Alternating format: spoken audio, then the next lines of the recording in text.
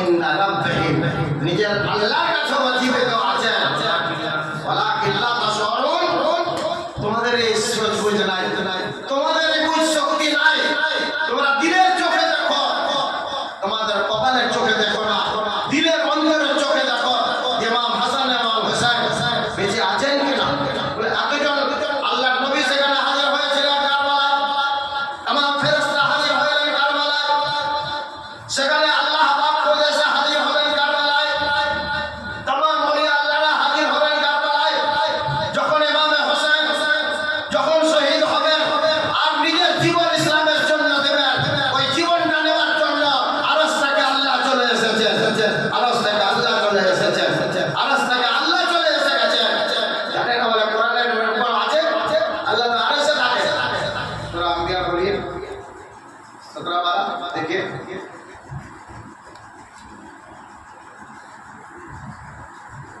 दरूद शरीफ पढ़िए पांच दरूद शरीफ पढ़िए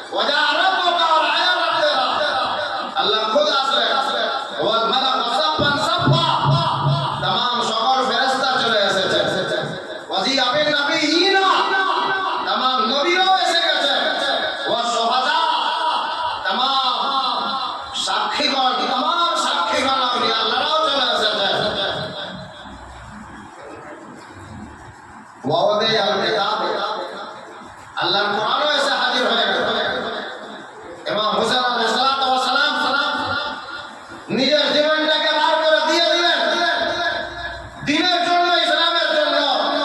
তাই আজ আমরা ইসলাম দেখতে পাচ্ছি, দিন দেখতে পাচ্ছি। নাহলে যেমন মানুষ মরে যায়, দিনও মরে যেত, ইসলামও মরে যেত। কেউ দিতে রাজি ছিল না নিজের জীবনটা ইসলামের জন্য। আল্লাহর নবীর নাতি হযরত ইমাম হাসান, হযরত ইমাম হুসাইন তিনারা দিয়ে যে আল্লাহর নবী রাসূল পাক সাল্লাল্লাহু আলাইহি ওয়াসাল্লাম তিনি আগে জানতে পেরেছিলেন আমার হাসান হুসাইন শহীদ হবেন, দিন ইসলামের জন্য নিজের জীবনটাকে দান করবেন। জানতে পেরে গিয়েছিলেন। তার জন্য একদিন নিজের ঘরের মধ্যে, নিজের কামরা রুমের মধ্যে এক বগলে হাসান, এক বগলে হুসাইনকে নিয়ে আর চেপে খুব জোর দুই হাতে চেপে আর খুব জোরে কাঁদতেন, চোখে ঝরঝর করে পানি পড়ে যান, কেঁদেই যাচ্ছে, কেঁদেই যাচ্ছে। কারোর সাহস হচ্ছে না দরজা খুলে একবার দেখবে যে নবীজি কি করছেন ওর ভিতরে, কারোর সাহস হচ্ছে। কিন্তু মা আয়েশা রাদিয়াল্লাহু তাআলা আনহা, হযরত মা আয়েশা রাদিয়াল্লাহু তাআলা আনহা তিনি একটুখানি দরজা খুললেন যে এতক্ষণ নবীজি কি করছেন ঘরের মধ্যে। হাসান হোসেন কবে ঢুকলেন, বেরোননি, নবীজি বেরোননি। মা আয়েশা রাদিয়াল্লাহু তাআলা আনহা তিনি দরজা খুলে দেখছেন এক বগলে হাসান, এক বগলে হোসেনকে নিয়ে চেপে আর হাউ হাউ করে কাঁদছেন আর চোখে ঝরঝর করে পানি পড়ছে। মা আয়েশা আবার দরজাটা আপনি দেখতে না দিলেন। তারপর নবীজি পরে মা আয়েশাকে যখন ডাকলেন, মা আয়েশা জিজ্ঞাসা করছেন যে হুজুর কেন কাঁদছিলেন এদেরকে এই রূপে নিয়ে? বলে এরা একজন শহীদ হয়ে যাবে, আমার দিনের জন্য শহীদ হয়ে যাবে, কোরআনের জন্য শহীদ হয়ে যাবে। আমি জানতে পেরে গেছি এরা শহীদ হয়ে যাবে। তো মা আয়েশা রাদিয়াল্লাহু তাআলা আনহা তিনি বলছেন যে আমি জানবো কি করে, বুঝবো কি করে? বলে একটা ঢেলা, মাটির ঢেলা দিয়ে দিই, মাটির শুকনো মাটির ঢেলা একটা মা আয়েশা রাদিয়াল্লাহু তাআলা আনহা তেনার হাতে দিলেন, যেটাকে তুলে ভালো করে যত্ন করে রেখে দাও। যেদিন এই মাটির ঢেলাটাকে দেখবে রক্ততে ভিজে গেছে, সেই দিন বুঝতে পারবে যে আমার হাসান হোসেন শহীদ হয়ে গেছে। এই মাটির ঢেলা যেদিন রক্ত থেকে ভিজে যাবে, ওই দিন বুঝতে পারবে যে হুসাইন শহীদ হয়ে গেছে। ঠিক তাই হয়েছে। যেদিন উনি শহীদ হয়েছেন, মাটির ঢেলা শুকনো নাই, রক্ত দিয়ে ভিজে গেছে, রক্ত রক্ত হয়ে গেল। মা আয়েশা হাসতে লেগেছেন যে হুসাইন শহীদ হয়ে গেল, হুসাইন চলে গেছে। কেন নবী পাক এই কথাটা বলে গেছে।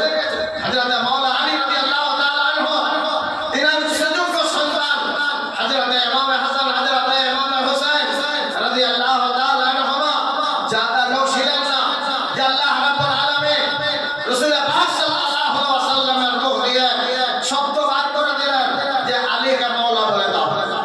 মান কুনতা মাওলাহু আলিয়ুল মাওলা, মান কুনতা মাওলাহু আলিয়ুল মাওলা। আমি যার মাওলা, আলী তার মাওলা। কেন বললেন? আরে আল্লাহ পাকের নাম মাওলা। মাওলাকে খুঁজতে গেলে তো মাওলার দরকার, মাওলাকে পাক পেতে গেলে তো মাওলার দরকার।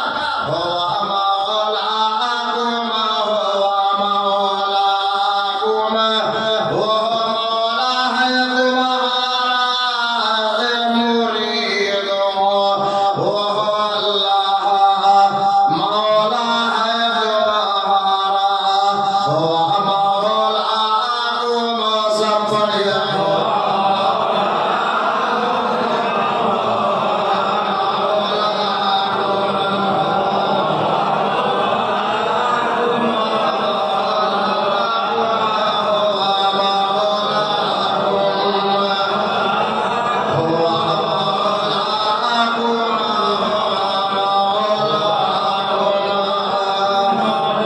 আমিন, আল্লাহুম্মা আমিন।